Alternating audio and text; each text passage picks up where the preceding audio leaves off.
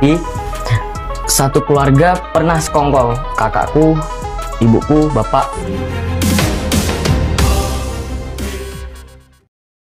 Podcast terbaru Deddy Corbuzier kali ini benar-benar bikin banyak orang terdiam. Bukan cuma karena tamunya spesial, tapi juga karena cerita yang dibagikan. Jujur, menyentuh, dan bikin hati miris. Yap, dalam episode kali ini, Farel Prayoga hadir bersama ibu kandungnya. Mereka datang bukan untuk promosi lagu atau sekedar berbagi kisah sukses, tapi untuk buka lembaran lama yang mungkin selama ini belum pernah mereka ungkap ke publik.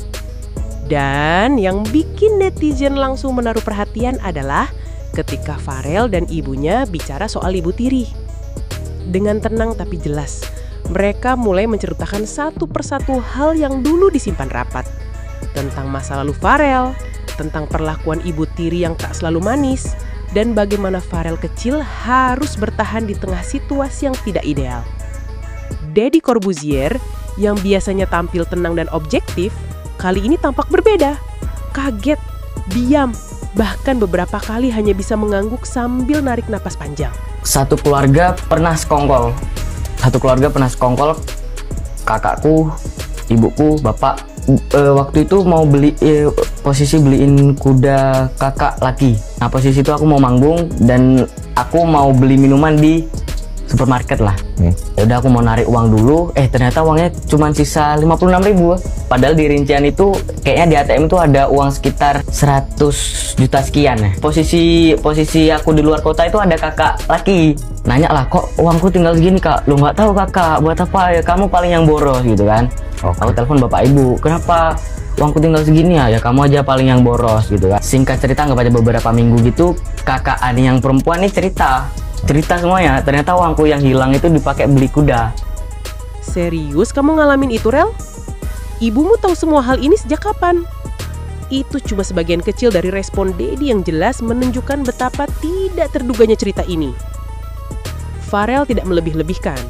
Dia bercerita dengan kalimat sederhana, kadang dengan senyum tipis, tapi mata yang tak bisa menyembunyikan sisa luka. Sementara ibunya, sosok sederhana yang kini selalu mendampingi Farel, ikut memberikan gambaran utuh soal masa lalu mereka. Bagaimana ia berjuang untuk bisa kembali dekat dengan sang anak. Bagaimana ia hanya bisa menyaksikan dari jauh ketika Farel harus menghadapi situasi yang tidak layak dialami anak seusianya. Dan semua ini tentu jadi sorotan besar. Bukan untuk mencari sensasi, tapi justru jadi pelajaran besar bagi banyak orang. Tentang pentingnya hadir sebagai orang tua. Tentang bagaimana luka masa kecil bisa terbawa sampai dewasa. Dan tentang bagaimana Farel, meski dengan semua yang ia alami, tetap tumbuh jadi remaja yang kuat, rendah hati, dan penuh bakat. Netizen pun langsung ramai berkomentar. Farel makin bikin salut. Ibu kandungnya luar biasa sabarnya. Kaget banget dengar perlakuan ibu tirinya. Dan seperti biasa, Deddy menutup episode ini dengan bijak. Dia tidak menghakimi, tapi memberi ruang untuk semua orang memahami bahwa di balik popularitas dan suara emas seorang Farel Prayoga, ada kisah yang tidak ringan, ada perjuangan, ada air mata. Podcast ini bukan cuma episode biasa. Ini pengingat bahwa setiap anak punya cerita. Dan kadang cerita itu lebih menyentuh dari yang kita kira.